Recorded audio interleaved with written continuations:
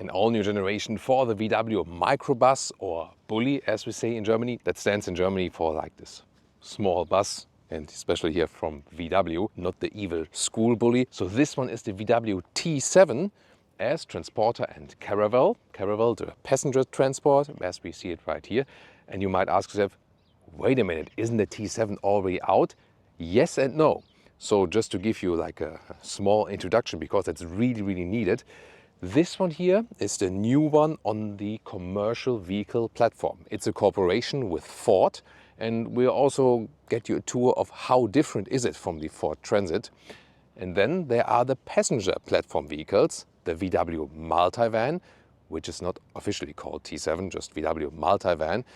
That one really focused on passenger comfort from suspension, also higher speed on the motorway and so on for the family. And then there's the all-electric passenger vehicle, the ID Bus, also then focused on long range, bigger battery, also more passenger comfort. You can, maneuver better and so on.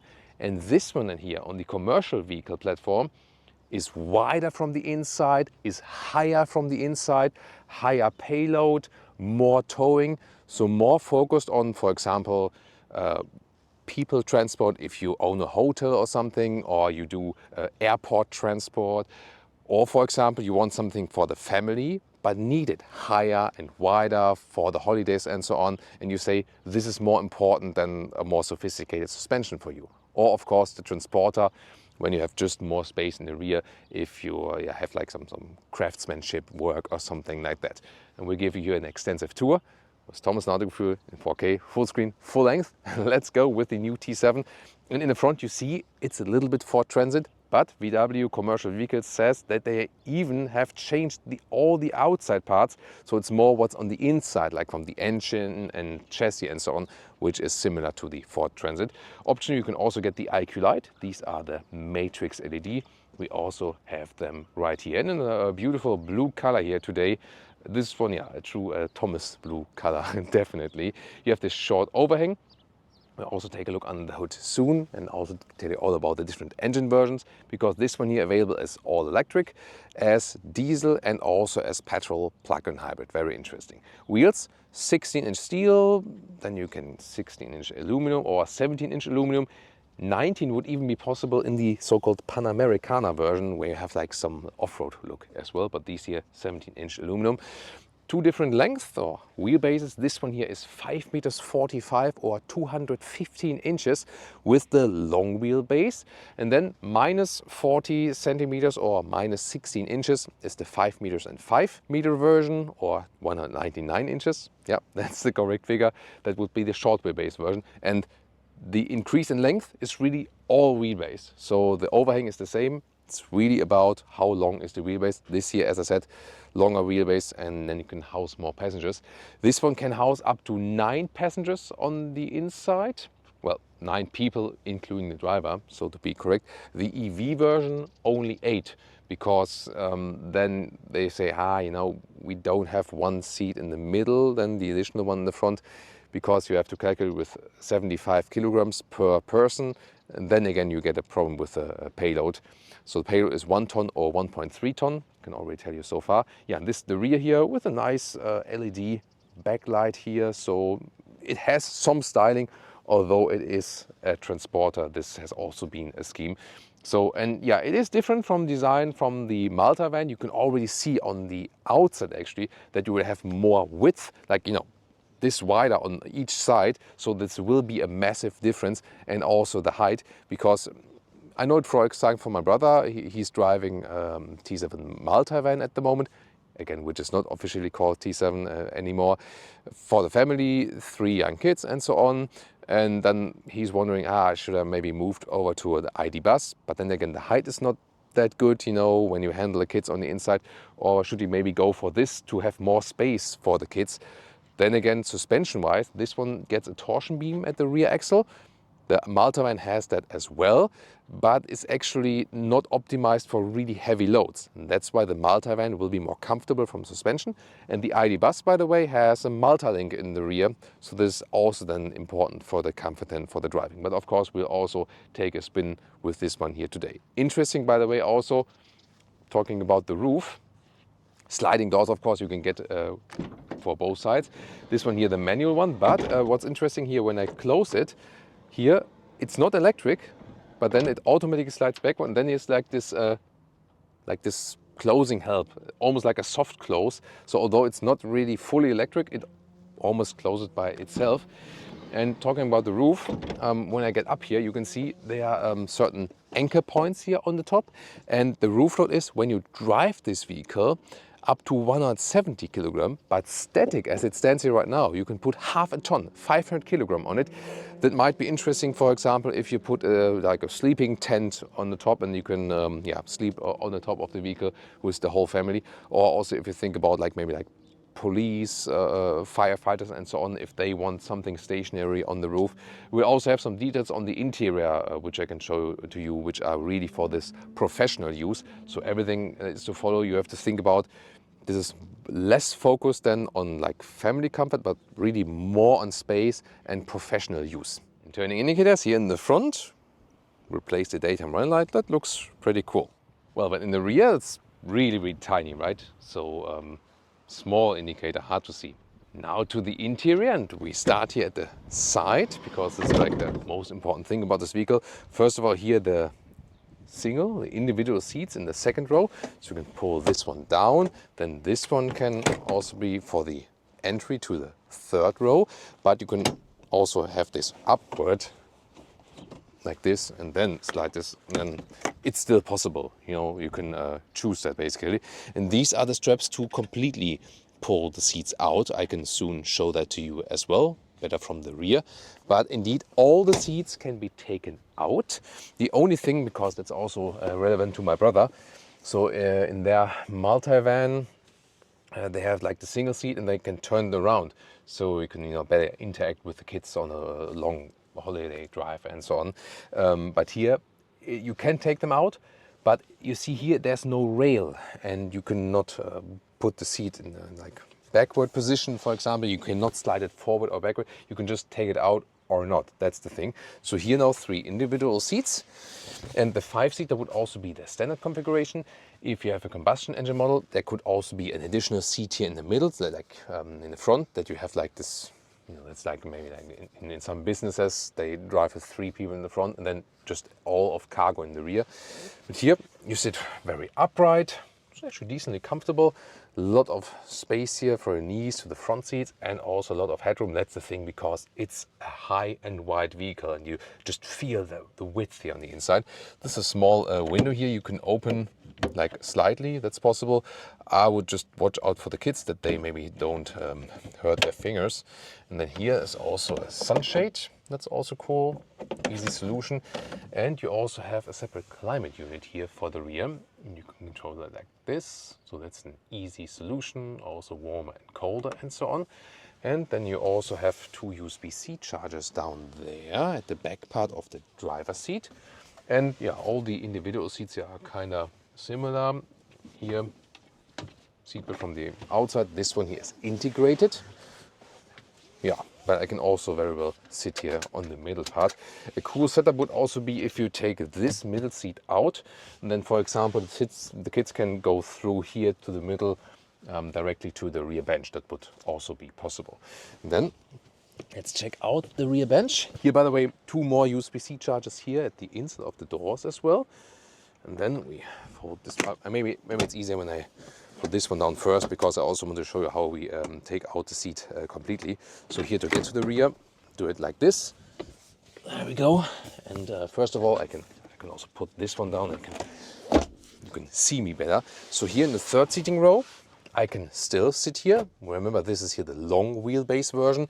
So there you can see that you can really easily house 8 or 9 tall adults here in this vehicle, and also from the headroom, because it's not falling down. In the ID bus, it's falling a little bit down with the roof because of the CD value, but here it's actually no problem. So this is the thing about this vehicle. You have massive amounts of space, either for people or for luggage. And I mean, here, even if you have 9 people here, then you still have a lot of luggage capacity there in the rear. We will soon take a look at the trunk.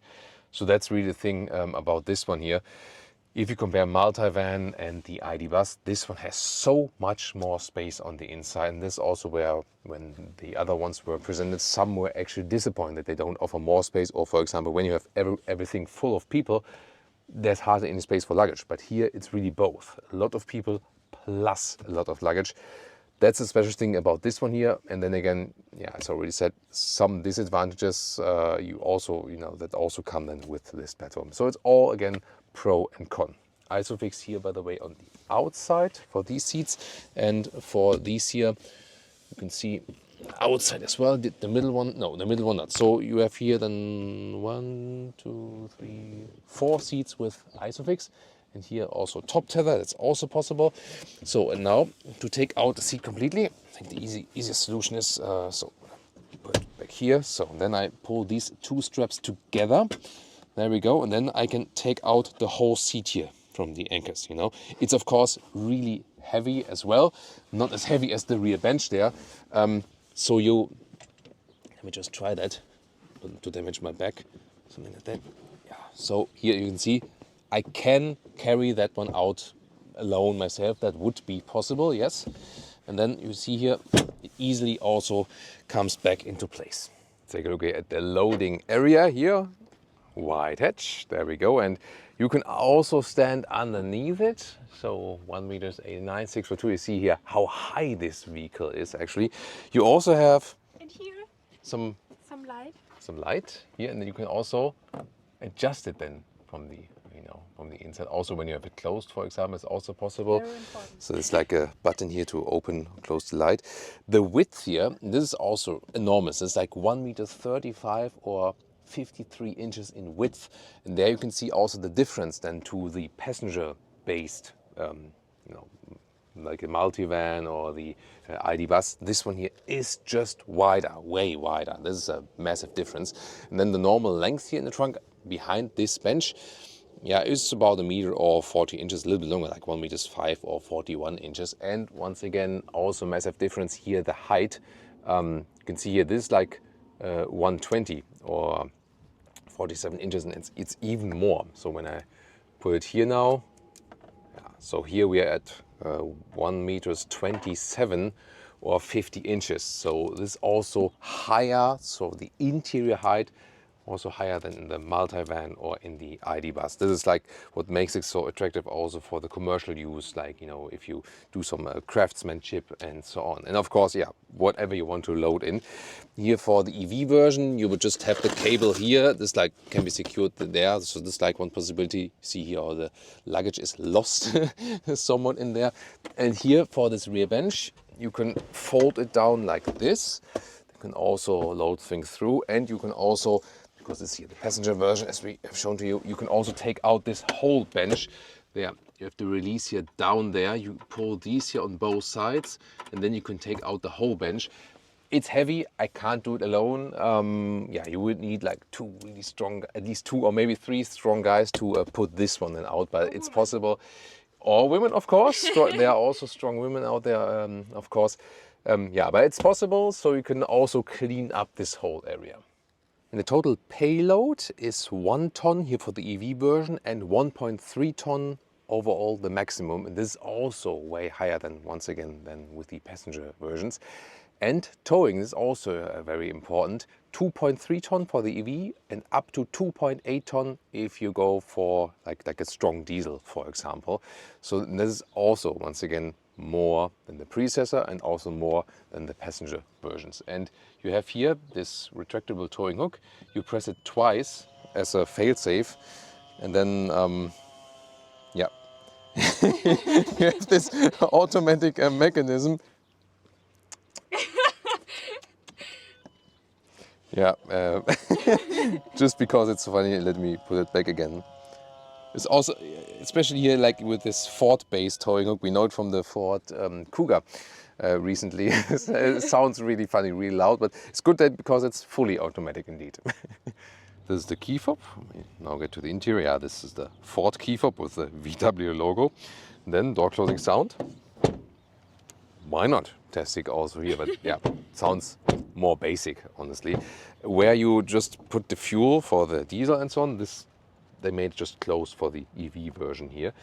The door doesn't open too wide, though, I gotta say that, but a lot of storage here, also there, really wide. Interesting is that the top part is even softened up a little bit. That's good for the elbow while driving. Controls in here for the side mirrors. We also have here like this additional blind spot control in the lower part. And what you can also see here, that you have a lot of storage space here, like for cup holders in the front, more storage here and so on. That's also very important. The whole car is animal free. So even the steering wheel is a high grade leatherette and it feels really nicely. So that's good. And either fabric seats as a base or these leatherette seats if you want more like a cleaning solution that's easy to wipe and so on. So both is actually possible, and you can see here you also have a lot of adjustment for the seat. You climb in, and there we go. Here, for example, for the this is like the actually for the back part here of the seat, for the lower part. So you can also release it a little bit more, make it firmer. And here, this one here to pump the seats up, pump it up, or go a little bit lower.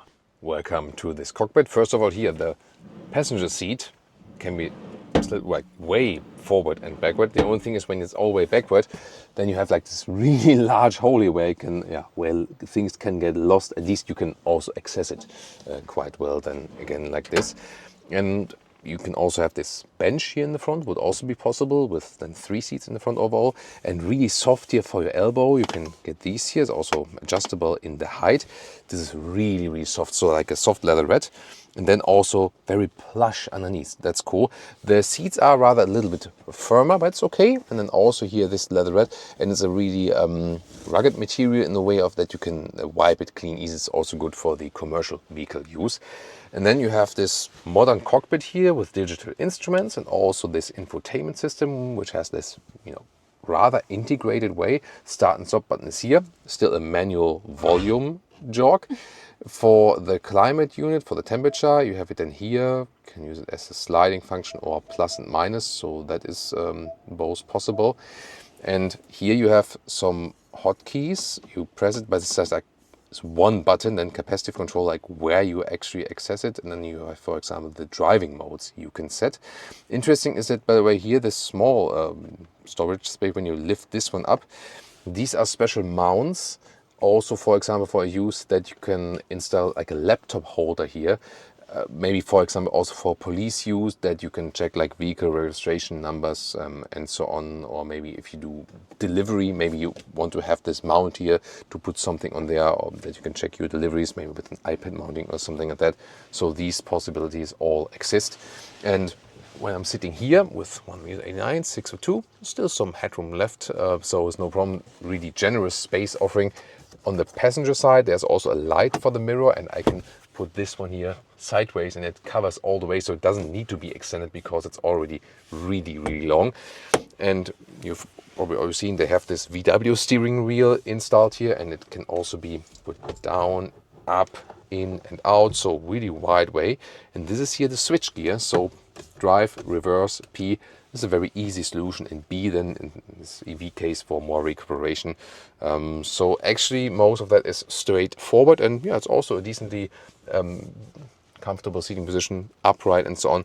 I would say, especially in the new ID Bus seats, I would sit like a little bit more better, a little bit more comfortable, but they're definitely doing a good job so far, especially with this plush armrest here. It's not the same case for the left side, although it's not entirely hard here on the left side, so that's also something they did consider actually. And Leah now shows us the passenger side and also some details of the storage and so on. So, for example, you have this dual glove box, so the lower one, not dampened, not dampened, but you have a top one there, and it goes pretty deep in there indeed. And you also have 2 USB-C chargers here on the right side. By the way, some details like the inside handle here on the passenger side, like this, or also in the, there's another one in the front, or also here this top cubby hole there for sunglasses. You can even pull it out. So small small details like these are sometimes separate in the configurator for like 10 or 15 euros. And I think, are you serious, guys? Yeah, can't understand that. Then in the middle console, you can slide this one open. There we go. And it's also, is it adaptive? Yes. Yeah, also somewhat adaptive. Holds it there we go. tight, yep. Holds it also tight. Then you have more USB-C and USB-A charger underneath, 12-volt power supply, and very low bottom there's inductive charging pad, and it's also ventilated actually. And what about the sunshade? There, the visor. This one's actually fixed on the passenger side. That's weird. Yeah. That's well, it's really wide, but would be cool that we could also put it to the side, but it's not possible actually. Digital instruments. There you clearly have a VW design. There we go, and can also switch through different functions. And here I either have a classic rear mirror or can also switch here to this camera view. And the main infotainment, well, could be a little bit quicker, could be maybe a little bit more modern, but does the job mainly. Extensive climate functions here, as I said, here for the climate control. There we go. And there's on off. But sometimes I feel like, okay, so where do I get to the main menu again? And then, yeah, you can swipe it, for example. This is then the main view, and you can also go to Apple CarPlay, Android Auto. Like this, you can also have this full screen or alternatively this half screen format then here. And you wouldn't believe it, Harman Kardon sound system here. Decent stuff, I mean, for this vehicle here, good sound indeed, wow. And here, as a comparison, the pure transporter version, and this one is also the one with short wheelbase and lower equipment. For example, here the headlamps, these are the base headlamps, so this is not the IQ Light, no matrix. Then you see it looks a little bit more simple actually. Here also at the side the 16-inch wheels, but with aluminum, so a little bit smaller. And then you can see here way shorter here, 40 centimeters or 16 inches shorter, the one with a short wheelbase. But both Caravelle and Transporter available with long or the short wheelbase. And speaking of the Transporter, you can of course also get the sliding door, 1 or 2, and this is then the pure open version. You can already hear that here. We have here also this real wall to the front cabin to protect you actually, because when you have heavy stuff in here, you know that it doesn't fly into your face. Here you can also get this rugged floor, for example, for this use, and there you can see also like the dimensions of this vehicle. Once again here, the width, let's check it out.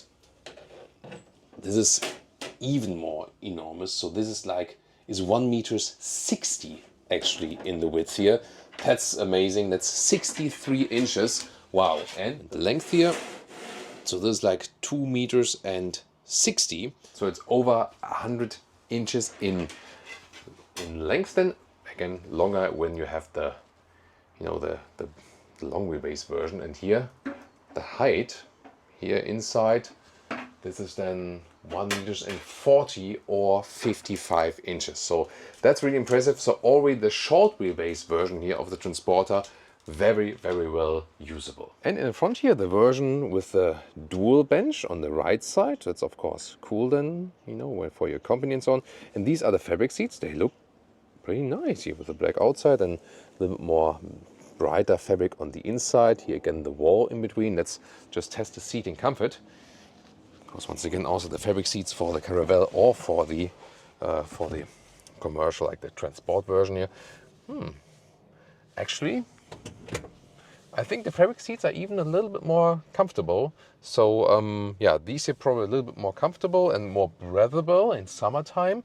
Yet again, the leatherette seats are better, when you have maybe construction site use, that you can wipe them clean easier. And sitting here in the middle part also works as a tall adult. I mean, yeah, it's maybe not super comfortable, but it's enough from the leg room and so on. Here in the front, by the way, is a cup holder. It's a different solution than the other vehicle we had there. Also nice. And on the outside, so this fits as well. And then what's the funny thing here? You can lift this one up and then have a storage underneath, for example, in this case here for the charging cable. So that's a nice idea, isn't it? And something else here, you can pull down this one to maybe for notes or whatever. Now about engines. So pulling that twice, and then we can open this one. And as I said, different possibilities you have. So here you can put that up. So this one here is the electric version indeed. No frunk then for this one, and different horsepower outputs are available. 286 horsepower is the maximum output. We have the strongest version here for you. And then you have 7.4 seconds in the acceleration figure. Funny thing is that for 50 euros you can order a limitation of the acceleration. That, for example, when maybe like the young trainees in your company shouldn't push it too much when also all the tools are in the back on something. Yeah, but then again, this has to be done from works. Later on you can maybe remove it at the dealer. But I mean, nowadays there are a lot of electric vehicles where you can just limit it with your app. Nowadays you can say, hey, my kids are only supposed to drive 130 kilometers an hour on the Autobahn or something like that. There's no need to do that at the dealer or at the works, you know. That's a software thing. So really complicated solution for that one, so that you have to decide that beforehand. Yeah, kind of strange. And also the recharging 10 to 80% is 39 minutes. So only 125 kilowatt DC peak, 11 kilowatt AC charging. So all the EV facts are not that good, honestly. Also only a 64 kilowatt hour net battery. There, for example, the ID Buzz has just, even in the small battery, small and even more the bigger battery, has just way more battery capacity and range. This one will be in the range if you more have like a city use, 300 kilometers, 200 miles, something like that, realistically. And on motorway, it will even be way less, maybe 200 kilometers, 125 miles. So as for the EV facts, not the ideal thing. This could be a suitable EV solution if you, for example, you own a hotel and you're always getting your guests, for example, like from a bottom station up the hill and down again, you know, that could be a solution. So if you don't have long mileage, if you want, like from this whole family, the best as for range and efficiency, it needs to be the ID Buzz, which is smaller than on the inside. So it's a question of what you want. On the combustion engine side, a 2-liter TDI with different horsepower specs.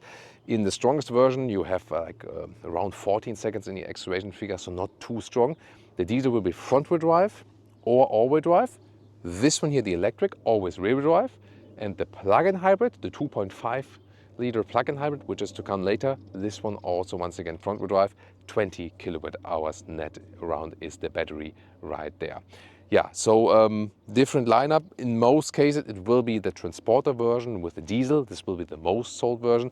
And the Caravelle probably also then again with the diesel. The plug-in hybrid might also be interesting later on because of the battery size and so on.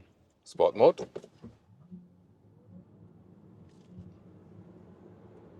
Woo! That was 0 to 60 kilometers an hour here with the strongest EV version. And yeah, as I said, you can also get this limitation, but I don't know if that would make sense for you. So I press here and then I can switch through the driving modes, but I have to confirm that then here in the screen.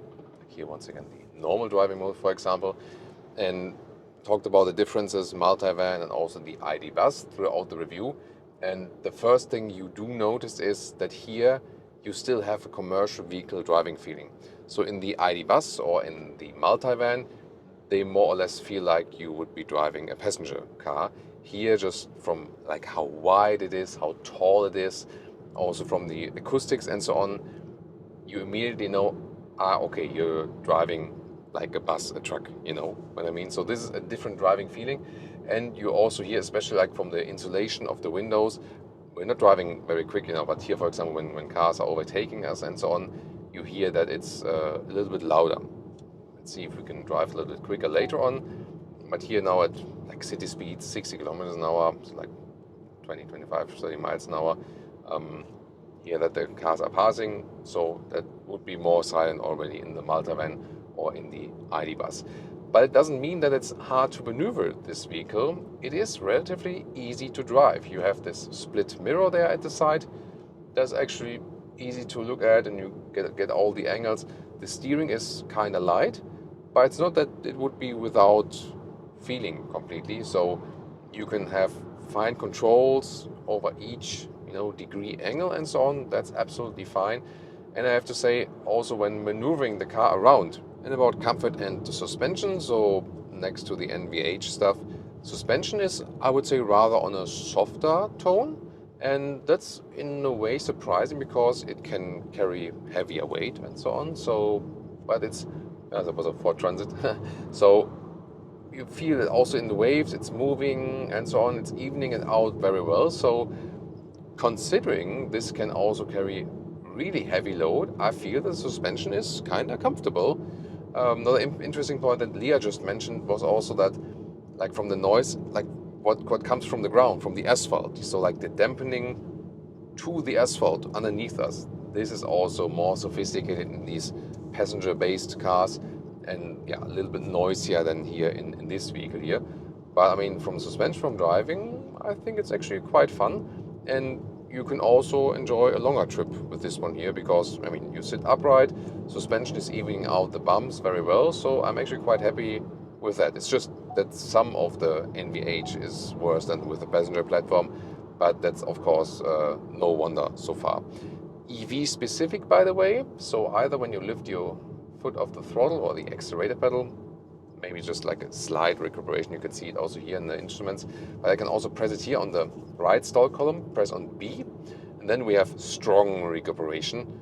So yeah, big deceleration, and you can then do the most thing like just with one pedal, so you can choose that, and it's also really easy to do that just with one press of this hard button at the right stall column. By the way, here the turning indicator sound, come on.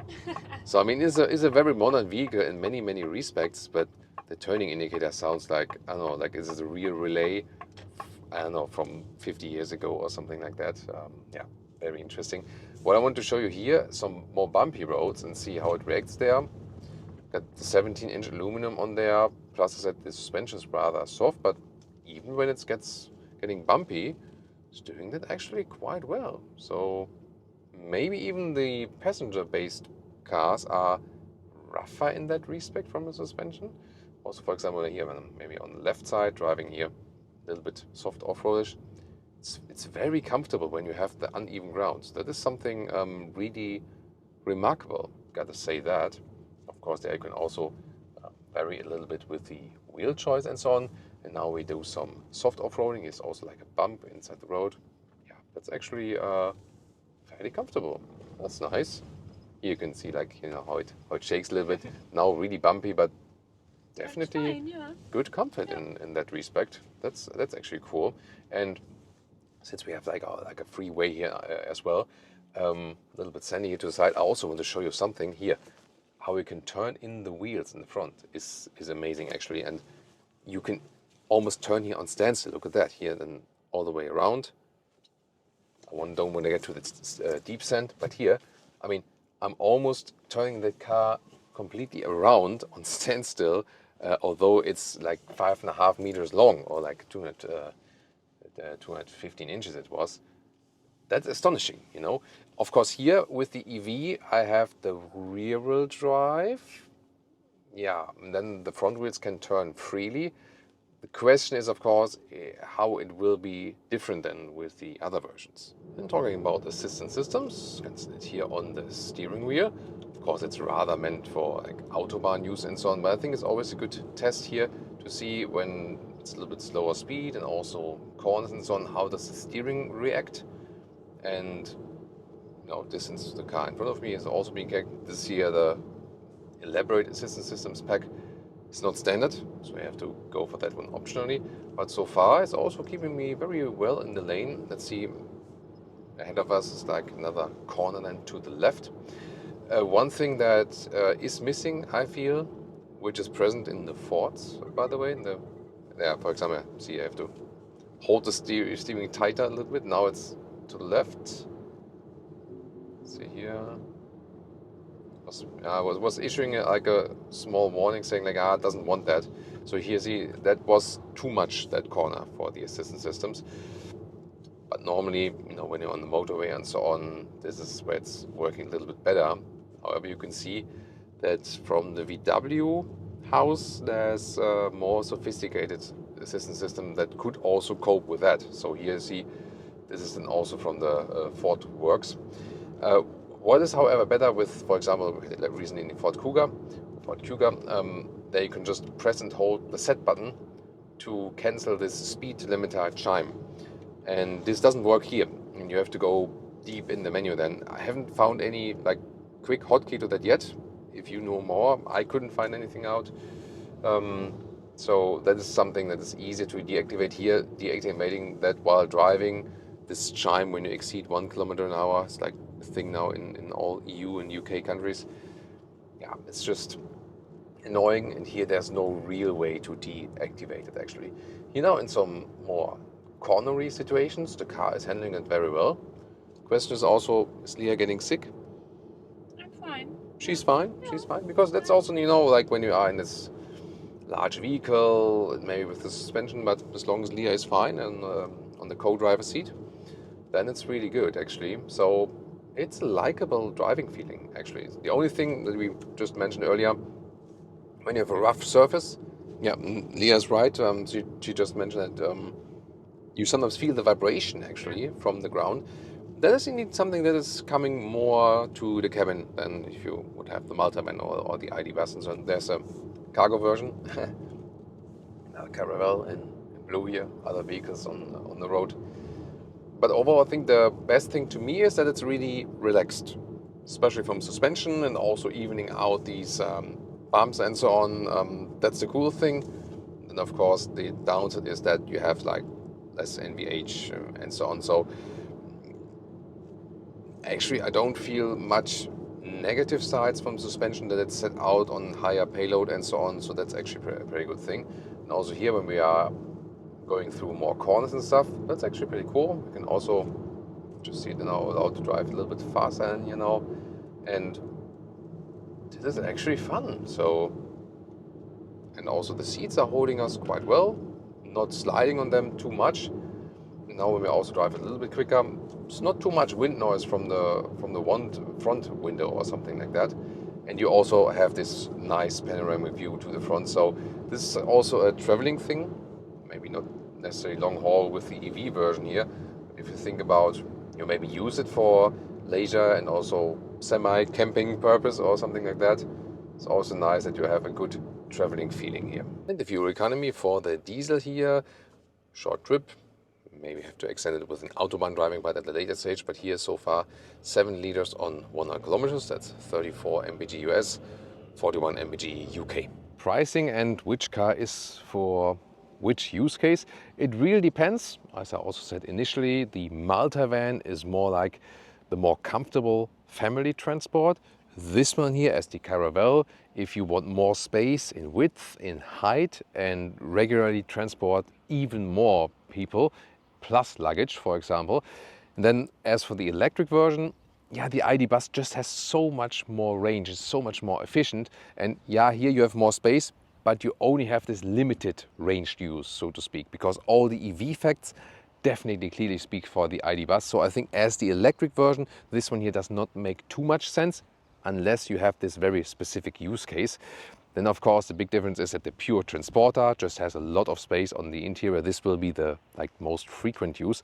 And of course this one, also the Caravelle as the diesel version, if you have maybe like a long haul passenger transport thing and so on. Or if you say, hey, I just want more space for maybe hobby plus family, because if you have maybe some sports, hobbies and so on, where you need to be flexible with the seats, plus you want, you know, like maybe put bicycle, motorcycles in, maybe something like that.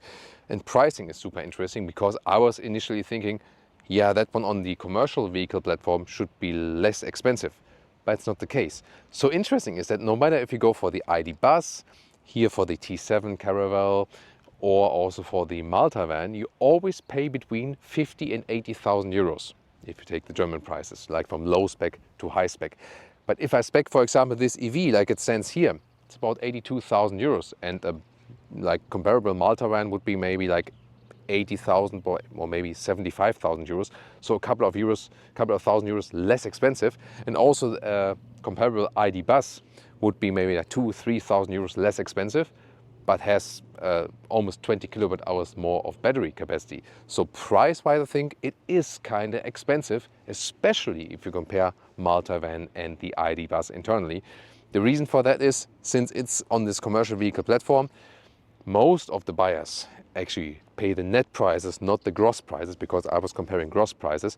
And you know, when you have business customers, you sometimes say like, yeah, I mean, they lease it maybe anyway and so on, and they pay net price anyway, and it's not their private expensive, so we can also raise the prices a little bit as for that. So, but very interesting to have this insight. The question is, which one would you go for? Here, the Caravelle or the Transporter or the Multivan or the ID Buzz. You can, of course, compare these reviews right now.